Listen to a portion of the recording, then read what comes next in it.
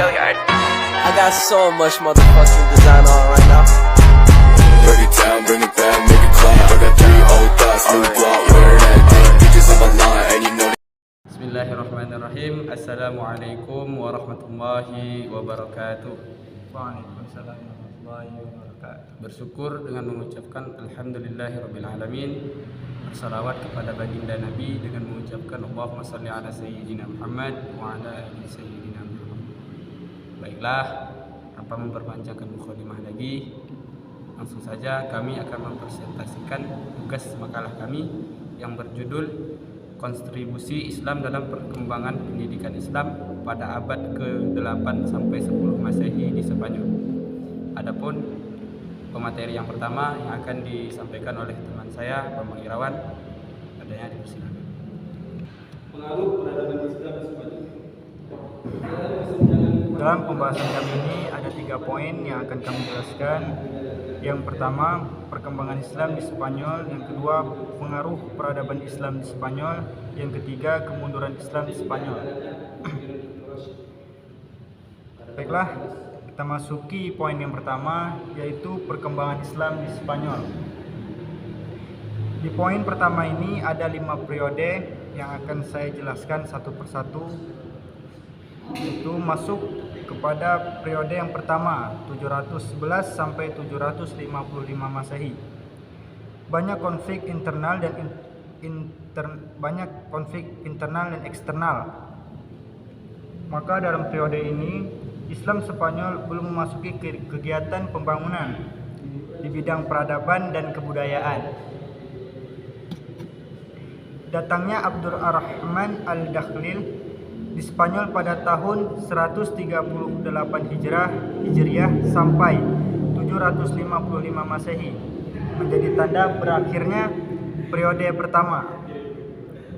Kita masuki periode yang kedua 755 sampai 912 Masehi.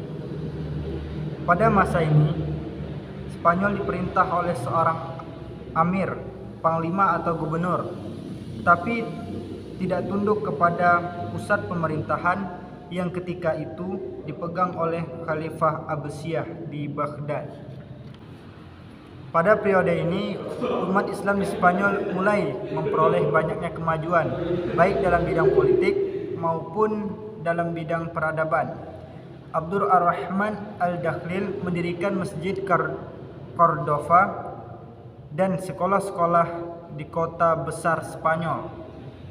Kita masuki periode yang ketiga 912 sampai 1013 Masehi. Pada periode ini umat Islam Spanyol berhasil mencapai puncak kemajuan dan kejayaan. Hal ini dapat disejajarkan dengan kejayaan Daulat Abbasiyah di Baghdad. Kita masuki periode yang keempat 1013 sampai 1086 Masehi. Pada periode ini Spanyol terpecah menjadi lebih dari 30 negeri di bawah pemerintahan raja-raja golongan atau al-muluk at-tawaif, yang antara lain 11 berpusat di suatu kota seperti Seville, Cordova, dan Toledo. Kita masuki periode yang kelima 1086 sampai 1248 Masehi. Walaupun terpecah dalam beberapa negara, pada periode ini Spanyol masih mempunyai suatu kekuatan yang dominan, yaitu dinasti Murabitun 1086 sampai 1143 Masehi dan dinasti Muwahhidan 1146 sampai 1235 Masehi. Itu yang saya jelaskan poin-poin pertama. Kita masuki poin-poin yang kedua, yaitu tentang pengaruh peradaban Islam di Spanyol, dan poin ketiga kemunduran Islam di Spanyol, yakni yang akan dilanjutkan oleh teman saya yaitu Ihsan Maulana. Padanya dipersilahkan.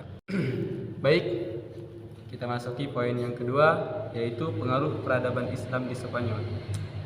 Selain kesenjangan kemakmuran antara negara-negara Islam berbanding negara-negara Kristen tetangga Spanyol, umat Islam mengalami kemajuan pesat dalam bidang sains dan teknologi pada abad pertengahan. Yang terpenting diantaranya adalah pemikir Ibnu Rashid pada tahun 1120 sampai 1198 Masehi. Ia melepas belenggu taklid dan mengajukan kebebasan berpikir.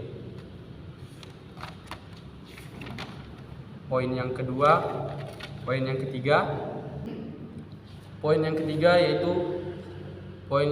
yaitu kemunduran Islam di Spanyol. Ada beberapa sebab kemunduran dan kehancuran Islam di Spanyol. Yang pertama, tidak adanya ideologi. Masyarakat Islam Spanyol yang terdiri dari berbagai etnis, di mana mula awal pembentukan kekuasaan ini sering timbul konflik, perselisihan, perperangan yang mengganggu stabilitas politik, sosial dan ekonomi dinasti tersebut. Yang kedua, konflik penguasa Muslim. Mereka sudah merasa puas dengan hanya menagih peti dari kerajaan-kerajaan Kristen, takluknya dan membiarkan mereka mempertahankan hukum dan adat mereka, sehingga hal itu menyebabkan kehidupan negara Islam di Spanyol tidak pernah berhenti dari pertentangan antara Islam dan Kristen, sehingga pada abad ke-11 Masehi umat Kristen memperoleh kemajuan pesat, sedangkan umat Islam sedang mengalami kemunduran. Yang ketiga, kesulitan ekonomi. Sikap para penguasa yang hanya fokus pada pembangunan kota dan mengembangkan ilmu pengetahuan sehingga lalai membina perekonomian. Akibatnya timbul kesulitan ekonomi yang amat memberatkan dan mempengaruhi kondisi politik dan militer. Yang keempat, tidak jelasnya sistem peralihan kekuasaan, menyebabkan perubahan kekuasaan di antara ahli waris.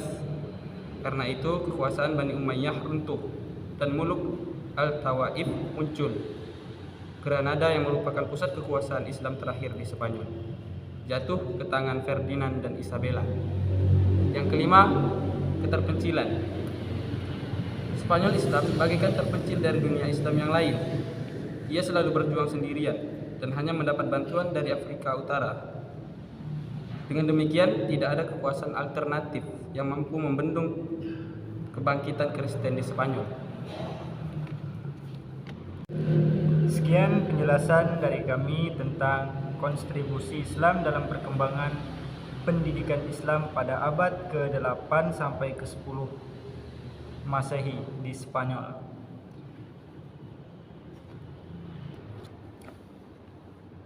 Semoga teman-teman yang menonton video kami bisa mencerna atau memahami dengan baik. Sekian dari kami akhiri. Wabillahi taufiq wal hidayah. Assalamualaikum warahmatullahi wabarakatuh.